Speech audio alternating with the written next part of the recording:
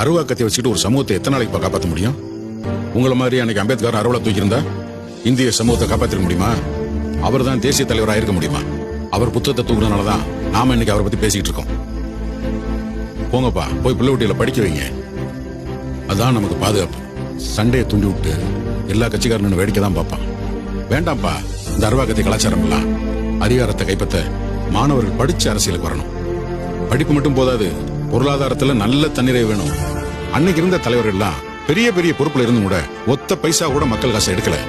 சாகும்போது கூட சொந்தமா ஒரு சென்ட் நிலம் கூட இல்லாம தான் செத்தாங்க. இன்னைக்கு அவங்க பேரை சொல்லிட்டு அரசியல் பண்றவங்க எல்லாம் கட்ட பஞ்சாயத்து பண்ணிக்கிட்டு கந்து வெட்டி விட்டுக்கிட்டு ஜாதி கட்சி அரசியல் பண்ணிக்கிட்டு இருக்காங்க. எப்பா மீசக்கார தம்பி, உனக்கு 3 பொம்பளை பிள்ளைய, அதுகளை படிக்க வச்சு கரையத்த வேணாமா? இப்படி மீசை முறுகிட்டு அறுவாலை தூக்கி தெரிஞ்சா எல்லாம் நடந்துருமா? படிச்சா தான் சிந்தனை மாறும், வாழ்க்கை மாறும். எப்படி மாறும்னு நக்கலா கேப்ப.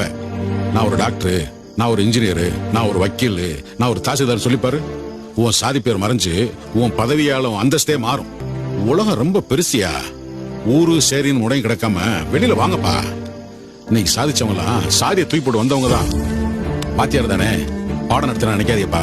நான் பாடம் நடத்தலப்பா, உங்க வாழ்க்கையவே பாடமா மாத்தணும்னு நினைக்கிறேன்.